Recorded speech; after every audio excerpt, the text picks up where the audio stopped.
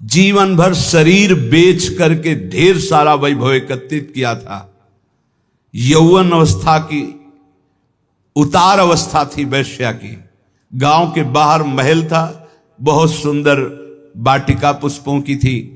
तो एक संत मंडली जिनके साथ आचार्य चरण भी थे, वहां से निकली तो बोले आज रात्रि कोई पवित्र स्थान हो तो हमें बताओ जहां अपने ठाकुर विराजमान करें और वहां आरती पूजा करके भोग लगाएं, ठाकुर जी को विश्राम करें। तो कुछ उद्दंड लोग थे, उन्होंने कहा हाँ बहुत पवित्र स्थान है, वो जो बगीचा देख रहे हो ना वो परम पवित्र ही है, क्योंकि वहां वैश्या अपने मित्रों के साथ हास्य विलास ऐसे करती रहती थी। संत सरल चित्त, कहीं कोई संशय नहीं, विश्वास, गए वहां, जल छिड़का, सोहनी लगी, ठाकुर जी विराजमान हुए।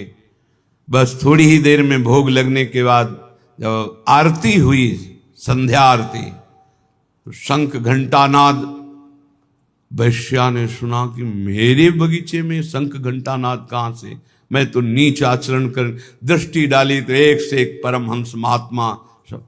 ओहो, मुझ अभागिनी के भाग्य खुल गए, ये भगवत प्रेमी महात्मा कहां से आ गए। अभी तक तो कौओं जैसी चेष्टा करने वाले लोगों का संग ये हंस कैसे आ गए हमारे बगीचे में। आज मेरे ऊपर भगवान की विशेष कृपा, अहेतुकी कृपा, क्योंकि मेरे कोई ऐसे आचरण नहीं जिससे भगवान प्रसन्न हो, क्योंकि बिना भगवान के प्रसन्न हुए ऐसे महापुरुषों का दर्शन कैसे हो सकता है। गई स्वर्ण के कुछ मुद्राएं, चांदी की मुद्राएं, कुछ फल मेवा आदि रखकर, महाराज स्वीकार करो। कौन हो तुम? भगवान जिस बगीचे में बैठे हो इस दासी का ही बगीचा है। कौन हो तुम? वैश्यावृत्ति से जीवन निर्वाह करने वाली हूं, मैं वैश्या हूं। कहा बेटा कोई बात नहीं, भगवान के तो सब संतानें हैं, कोई बात नहीं, पर हम लोग तुम्हारा ये फल, ये धन, ये भोग सामग्री नहीं पा सकते, शास्त्र मर्यादा है। तो क्या भगवान हमारे उद्धार के लिए कोई रास्ता नहीं? कहा है, तुम सब संपत्ति, आभूषण ये बेच करके एक रत्नों का हार बनाओ और रंगनाथ जी के माथे पे धारण करो, सारे पाप नष्ट हो जाएंगे, तुम्हें भगवत प्राप्ति हो जाएगी। और आज से वैश्यावृत्ति बंद। भगवान वचन देती हूं, आज तक कभी ऐसा आनंद प्राप्त ही नहीं हुआ था संत समागम का। वचन देती हूं कभी अब इस शरीर को अपवित्र नहीं करूंगी। और सब आभूषण जो जो वैभव बेचने वाला था बेच करके, फिर उसके मन में आया कि क्या मुझे मंदिर में जाने दिया जाएगा।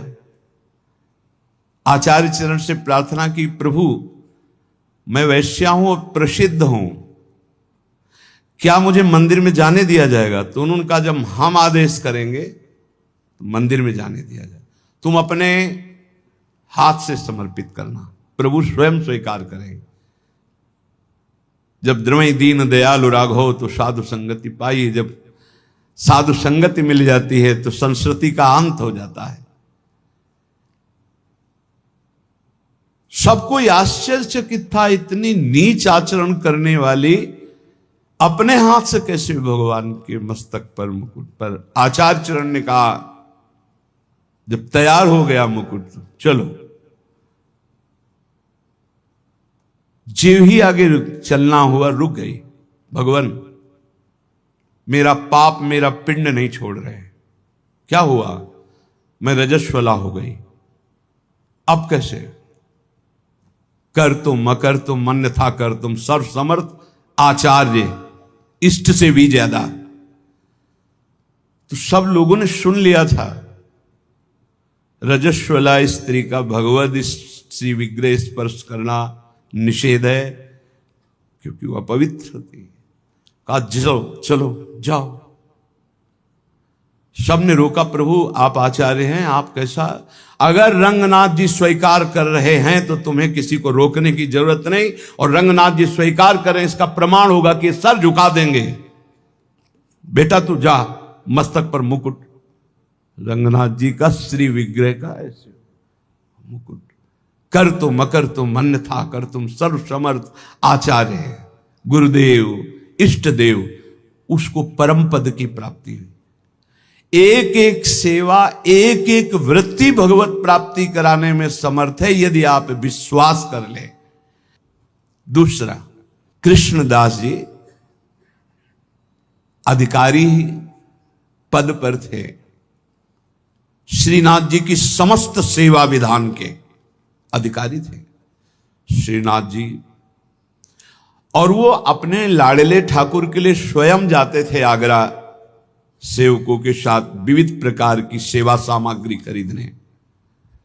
श्रीनाथ जी अन्योर के पास गिरिराज जी में जहां प्रकट हुए वहीं विराजमान थे उस समय। आप इस बात पर बहुत ध्यान देना, भगवत प्राप्ति की बात कह रहा हूं। वहां गए तो सैकड़ों लोग घेरे हुए थे, तो सोचा क्या हो रहा है देखें। तो एक वैश्यावृत्ति से अपना जीवन निर्वाह करने वाली नवीन वैश्या नृत्य करके लोगों से अर्थ ले रही थी। नाचना गाना रिझाना, कोई 10 कोई 5 कोई 1 ऐसे। कृष्णदास जी वयोवृद्ध थे, महापुरुष, भगवत सखा है, नित्य सखा है, बहुत उच्च कोटि के महापुरुष, कोई साधारण नहीं। वैश्या को देखा, उसकी हाव भाव चातुरी, उसका बोलना, उसका चितवन निकाला ठाकुर जी के सेवा वाले से 10 रुपया। वैश्या ने देखा कि संत हैं पर बड़े रिझवार संत हैं, 10 रुपया फिर निकाला।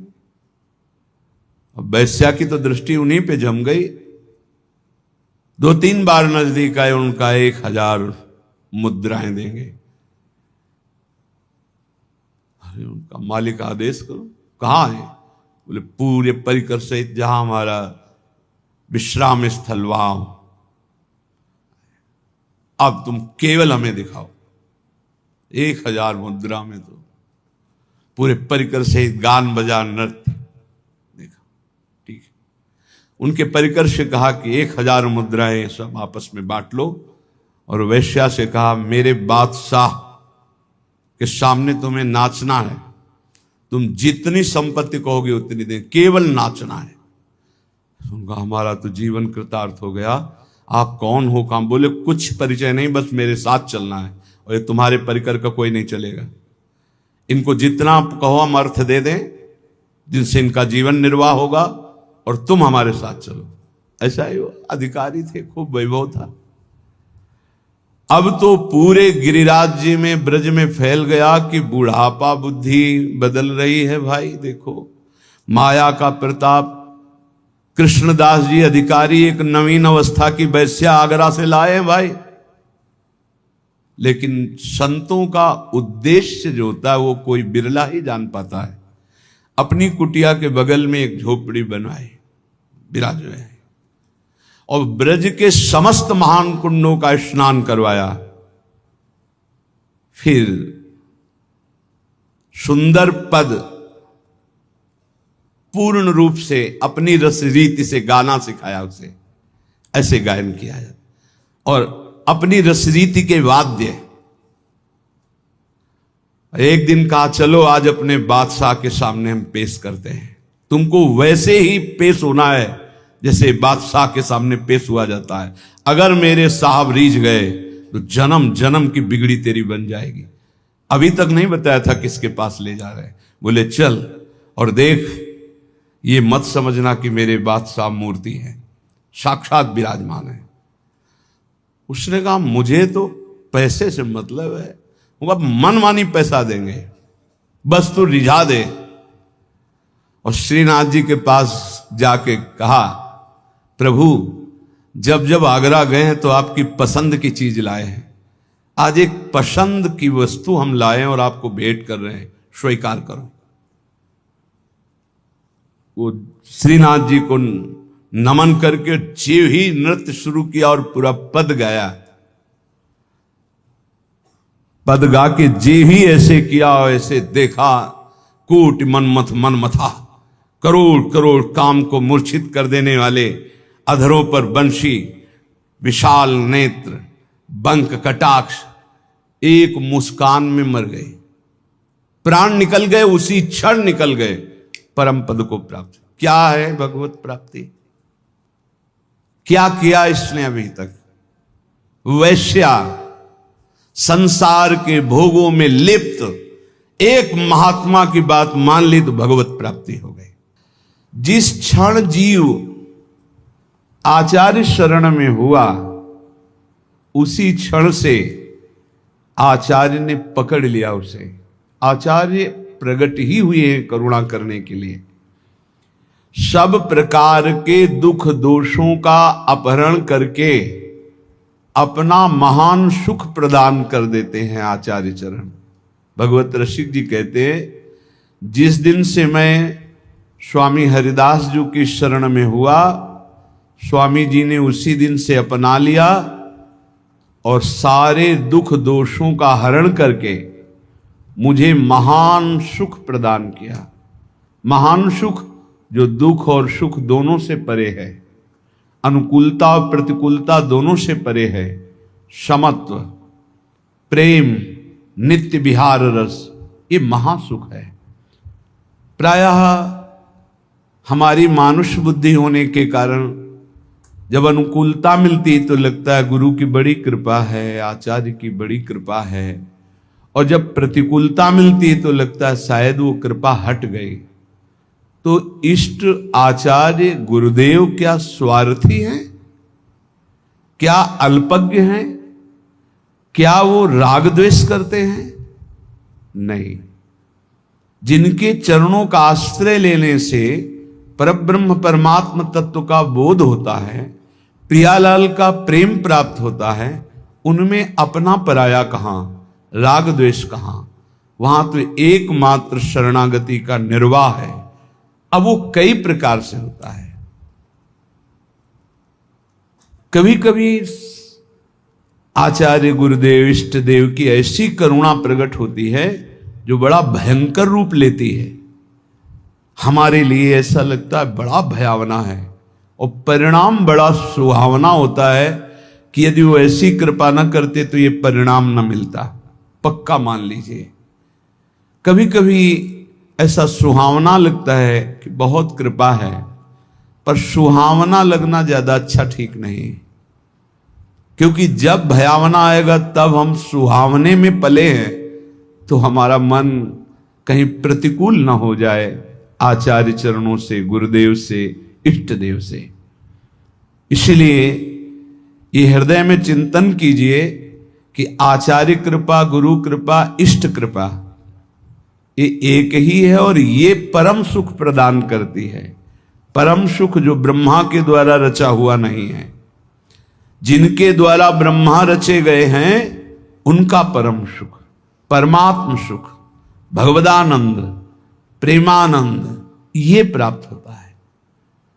भगवत ऋषि जी कहते हैं, जिस दिन से आचार्य की शरण में हुए, उन्होंने अपनाया, सारे दुख दोष नष्ट हुए और मुझे महान सुख प्रदान किया।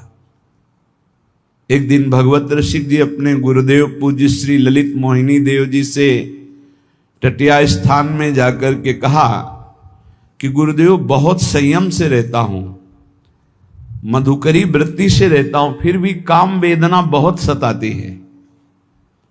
मानो ये हर उपासक का प्रश्न है।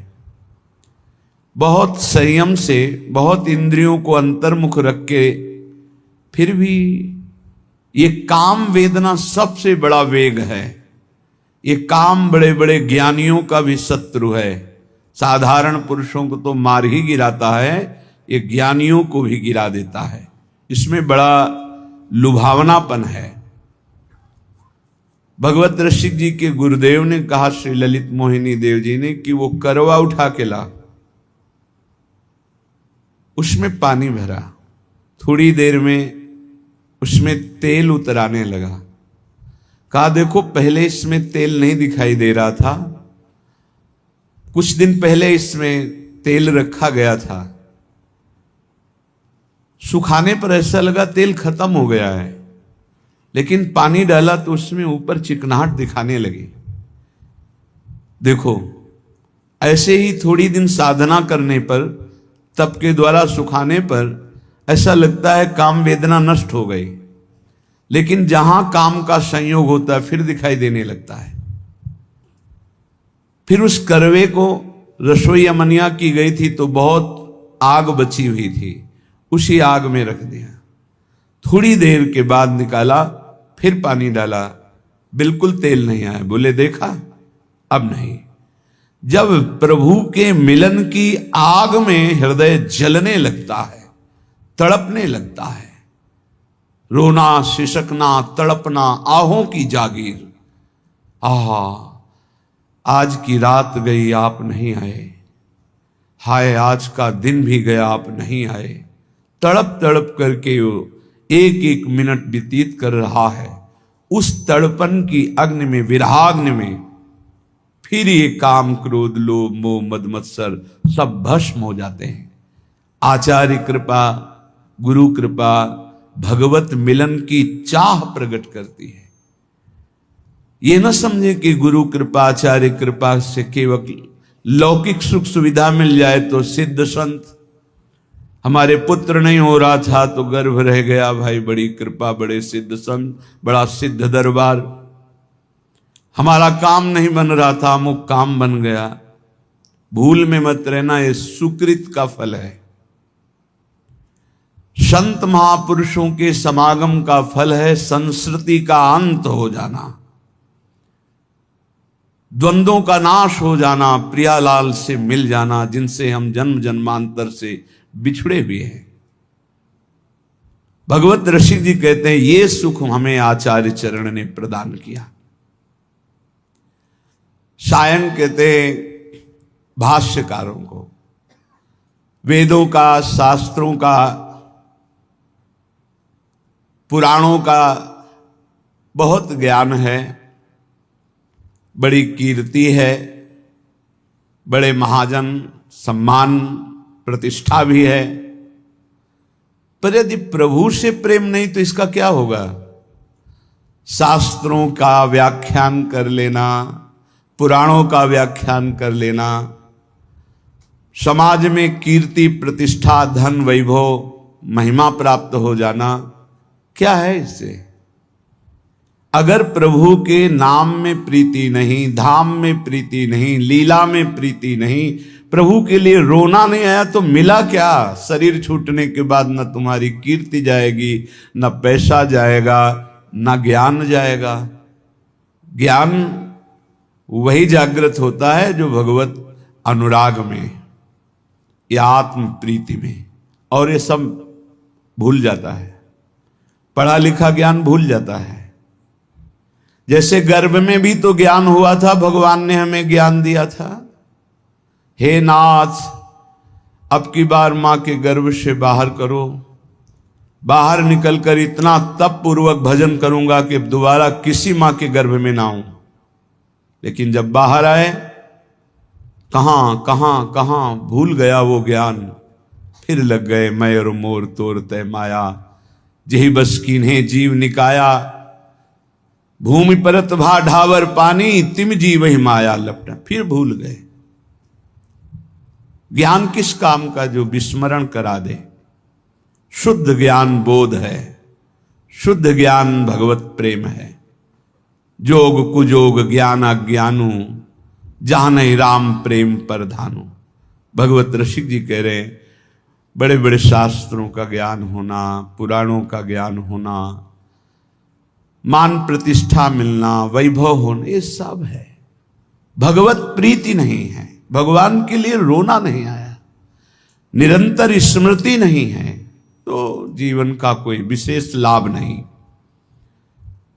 प्रिया प्रीतम के अनन्य भाव में जो डूबे हुए रसिकाचार्य महाजन हैं, इनकी शरणागति मात्र किशोरी जी के चरणों में प्रेम प्रदान करती है।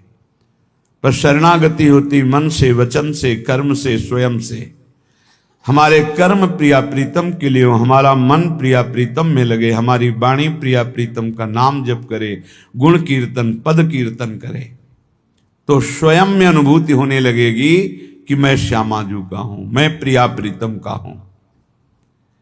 बोले बड़े बड़े योगियों का पवित्र किया हुआ सूक्ष्म मन भी जिस नित्य विहार रस में, अर्थात श्यामा श्याम की प्रेम केली में प्रवेश नहीं कर पाता, वहां स्वामी जी महाराज की कृपा से हमारा प्रवेश हो गया। भगवत ऋषि कहते हैं।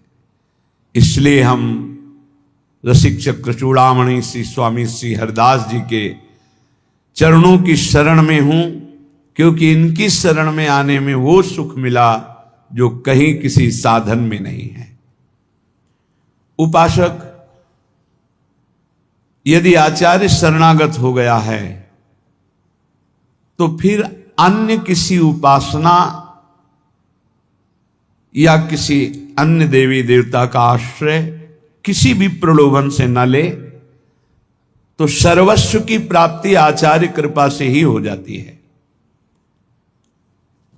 आचार्य प्रकट होते ही हैं रस देने के लिए, पर हमारे हृदय में इसलिए वो रस नहीं आ पा रहा कि हमारा मन कहीं और है, वचन कुछ और निकल रहे हैं, क्रियाएं कुछ और हो रही हैं, अभी शरणागति परिपक्व नहीं हुई। श्रीपाद प्रबोधानंद जी देखो इसी शरणागति की प्राप्ति होने पर कह रहे हैं, धन्योस्मि, मैं धन्य हो गया। जैसे भगवत ऋषि जी कह रहे, मैं धन्य हो गया। बोले मेरी शरणागति पूर्ण हुई कि नहीं ये कौन बताएगा, आपकी छाती बताएगी। धन्योस्मि, मैं धन्य हो गया। कैसे तुम्हें बताएं? स्वप्न में भी भय नहीं होने देते, स्वप्न में भी प्रभु स्वप्न में भी भय नहीं होने देते। कभी भयावह स्वप्न जैसे मन दिखाए, उस समय प्रभु आकर के भय से मुक्त, स्वप्न में तब बहुत कितने करुणा में, जागृत में भय दुख की तो बात जाने दो, स्वप्न में भय नहीं होने देते। मुस्कुराते हुए युगल सरकार वहीं कोई न कोई अद्भुत ऐसा लीला करते, बचाव पक्ष प्रकट होता है, फिर जब नेत्र खुलते तो चिंतन करके रोना आता है। कितना प्यार करने वाले लोग क्यों नहीं समझते, प्यार के लिए तड़प रहे हैं सब, और प्यार का समुद्र उफान पे है प्रिया प्रीतम, इनकी तरफ क्यों नहीं मुड़ते? शरीरों के प्यार में क्यों लगे हुए हैं? एक दूसरे के शरीरों में आकर्षित क्यों हो रहे हैं? ये भगवान की विचित्र मोहिनी माया है, जो मार्ग मिलने पर भी प्रिया प्रीतम की तरफ हम नहीं बढ़ पा रहे। सच्ची मानिए, स्वप्न में भी दुख नहीं होने देते, बड़े कृपाल। स्वप्न में भी सरकार भय नहीं हो, स्वप्न में भी आप सच्ची मानिए। यहां हम देखते हैं कि मन तड़पता है कि कोई हमें प्यार करे। ये सब पूरे जगत की बात है, पशु पक्षी सब, क्योंकि सब प्रेम स्वरूप भगवान के अंश हैं, तो सबको प्रेम। हम आपसे प्रार्थना करते हैं, एक बार हमारी बात मान लीजिए, हमारे गुरुजनों की, हमारे शास्त्र की, प्रेम समुद्र है हमारे प्रभु। आप कहोगे कि आप साधु महात्मा हो इसलिए प्रभु आपसे प्रेम करते हैं। प्रभु का ऐसा स्वभाव नहीं।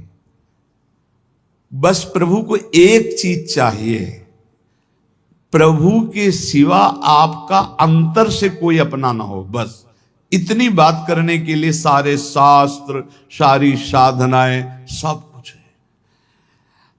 कुछ बातें ऐसी जो शब्द हमारे पास नहीं कि हम कह सकें, बस ऐसे ऐसे कर ले तो जान लेना कि असमर्थ हैं, बता नहीं पा रहे, वो शब्द नहीं।